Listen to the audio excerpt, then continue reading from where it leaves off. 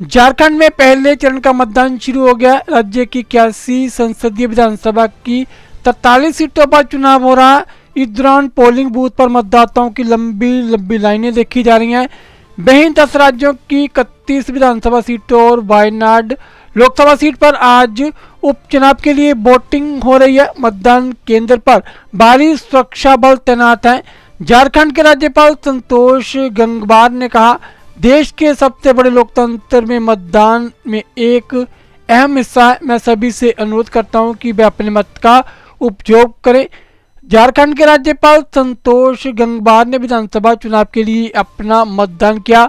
वहीं राजस्थान के नागौर खीमसर विधानसभा उपचुनाव के लिए भाजपा उम्मीदवार रेवंत राम डांगा ने मतदान किया। बीजेपुर मध्य प्रदेश में बीजेपुर विधानसभा सीट पर उपचुनाव के लिए भी मतदान शुरू हो गया है। वहीं रांची झारखंड में विधानसभा चुनाव 2024 के पहले चरण के लिए मतदान शुरू हो गया। इस चरण में 81 में से 43 सीटों के लिए वोट डाले जाएंगे। देश के सबसे बड़े लोकतंत्र में मतदान एक आवश्यक हिस्सा है और मैं आपके माध्यम से सभी इस प्रदेश के मतदाता भाई बहनों को बहुत बहुत शुभकामनाएं देते हुए आग्रह करना चाहूंगा कि मत का प्रयोग अवश्य करें। और दुनिया में हमारा देश एक दिशा देने का काम करता है कि लोकतंत्री व्यवस्था में कैसे काम किया जाए। आजादी की बात से लेकर अब तक जिस ढंग से लोकतंत्र हमारे देश में चल रहा है, ये दुनिया में एक मिसाल का कायम कर रहा है। मैं आपके माध्यम से सभी प्रदेश के मतदाता भाई बहनों को शुभकामनाएं देते हुए और विश्वास के साथ कि अधिकतम मतदान का प्रयोग करें। और आपने ध्यान किया होगा कि देश के हर हिस्से में, जैसे अभी बीते समय में जम्मू में जो चुनाव और कश्मीर में चुनाव हुआ, अच्छी संख्या में लोगों ने मतदान का किया। तो मैं आपके माध्यम से सभी प्रदेश के भाई बहनों को अपनी ओर से बहुत बहुत शुभकामनाएं देते हुए कि इसको पर्व के रूप में माने और पहले मतदान करें, उसके बाद ही घर पर जाकर जलपान करें और अपने मत का एक सही ढंग से प्रयोग करें। आपके माध्यम से सभी मतदाता भाई बहनों को मैं बहुत बहुत शुभकामनाएं देना चाहूंगा। धन्यवाद। बुजुर्गों से और माता बहनों से, भाइयों से सबसे अपील करूंगी कि मुझे वोट करें। मैं चाहती हूं आपके शहर का विकास हो, इस राज्य का विकास हो। इस रांची राजधानी जो है झारखंड की, इसे राजधानी बनाना चाहती हूं। कहीं से ये राजधानी नहीं लगता है, कस्बा भी इसे स्वच्छ सुंदर होता है।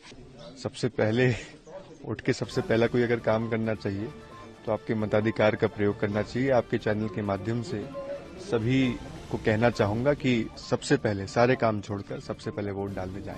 सर, आप एक मतदाता है, हमेशा मतदाता दिमाग में रखता है कौन कौन से वो मुद्दे होंगे जिन्हें देखकर वोट डालना चाहिए, तो क्या कहेंगे कौन कौन? ब्रॉडली स्पीकिंग अगर उसमें देखा जाए तो केवल विकास आधारित राजनीति भारतीय जनता पार्टी करती है और उसी मुद्दों को लेकर हम चुनावी मैदान में भी हैं। तो मेरी यही अपील नहीं, मेरा आग्रह, जनता से निवेदन कि इस बार खुल के मतदान करे, 90% मतदान करे और भारतीय जनता पार्टी को भारी मतों से खींवसर से विजय दिलाए। तो इस बार क्या संभावना है कि मतदान जो प्रतिशत है वो बढ़ेगा? निश्चित तौर से जो हमारे आम चुनाव थे उससे अब जो उपचुनाव है इसमें भारी तादाद से प्रतिशत बढ़ेगा और मतदान आम जन में उत्साह है और भारी मात्रा में मतदान होगा और भारतीय जनता पार्टी भारी अंतर से यहाँ से जीतेगी। प्रकार का माहौल है कांग्रेस का? देखो, बहुत अच्छा, करीब 1 घंटा मतदान को चलते हो गए और मुझे सब जगह से फीडबैक मिल रहा है। जिस तरह से हमारे कार्यकर्ताओं ने मेहनत करी और जिस तरह से जोश था, एकदम रुझान कांग्रेस के प्रति उभर के आ रहा है। निश्चित ही सुबह सुबह पता लग जाता है कि जनता का ध्यान किधर जा रहा है, जनता वोट किधर डाल रही है। निश्चित कांग्रेस जीतेगी यहाँ से। सर, सामने बीजेपी मुख्यमंत्री के दौरे हुए यहाँ पर लगातार और किरोड़ी लाल मीणा के भाई मैदान पे है, किस प्रकार का मुकाबला है? देखो, हम 36 कौम के लोगों को साथ में लेकर के चलते हैं ना। हमने, हमारी सरकार जब 5 साल थी, जनहित के हमने बहुत जबरदस्त कार्य किए थे, विकास के कार्य किए थे, जन कल्याणकारी योजना हमने लागू की थी और 11 माह के अंदर बीजेपी की कार्य प्रणाली से, इनकी सरकार से आम जनता दुखी थी। और हमारा जो प्रत्याशी था, जो एक डेलीगेटेड कांग्रेस का प्रत्याशी था, लोकल था और जिसको प्रत्येक व्यक्ति को संपर्क में था, मैं समझता हूं कि पूरी जनता का झुकाव हमारे प्रत्याशी तरफ, कांग्रेस की तरफ है। सर, आप 32,000 वोट से जीते थे, अब क्या प्लान है? क्या आपके पूरा राजनीतिक विश्लेषण क्या कहता है?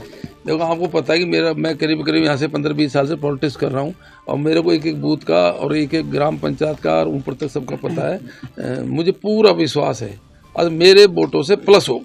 मुरारलाल जी, लंबा कार्यकाल आपका दौसा का रहा है, अधिकांश काम दौसा विधानसभा के हो चुके, क्या मुद्दे रहे इस बार? ऐसा जो लोकल डेवलपमेंट काम थे करीब करीब हमारे अधिकतर हो गए।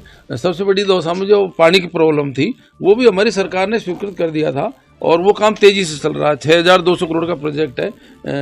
यही इसीलिए हमको जनता वोट डाल रही है। हमारा बहुत तेजी से आपको देखा होगा कि हजारों की संख्या में पाइपें पड़े हैं, लाइनें डल रही हैं, पंप हाउस बन रहे हैं, टंकियां बन रही हैं, शहर में काम चल रहा है। लेकिन इन्होंने क्या स्लो कर दिया, ये टाइम पे ठेकेदार को पेमेंट कर नहीं रहे इस और कई ऐसे कारण हैं जिनकी वजह से वो काम स्लो हो गया। दिसंबर 24 तक ई सरदा प्रोजेक्ट पूरा होना था लेकिन दिसंबर 24 आ गया, 1 महीना बकाया। मेरे को नहीं लगता अगर अभी दिसंबर 24 तक ये काम पूरा हो। इसी वजह से तो जनता इनसे परेशान है कि इन्होंने हमारे कामों को या तो स्लो किया है और या बंद किया है, इसलिए जनता कांग्रेस के पक्ष में मतदान करेगी। इस चुनाव में सबसे महत्वपूर्ण बात जनरल मतदाता है और ओबीसी मतदाता है, वो किस तरह? देखो हम जातिगत राजनीति बिल्कुल नहीं करते हैं, ये बीजेपी का काम है जातिगत राजनीति करना और धर्म की राजनीति करना। 36 कौम को सभी धर्मों को साथ में लेके चलने वाले हम लोग हैं और मैं समझता हूँ कि 36 कौम ही डीसी को वोट डाल रही है, 36 कौम ही मेरे को वोट डालती आई है। यही तो कारण है कि शहरी क्षेत्र में मैं हमेशा चुनाव जीतता हूँ। मैं दौसा जिला मुख्यालय जहाँ पर ज्यादातर कमजोर रहते हैं हम लोग, वहाँ में चुनाव जीतता हूँ। सैंतल है, हमारा लवाण कस्बा है, नांगल कस्बा है, हमारे 4-5 कस्बा हमेशा चुनाव जीतते हैं। अभी भारी बहुमत से जीतेंगे हम। मुरारलाल जी, साथ आप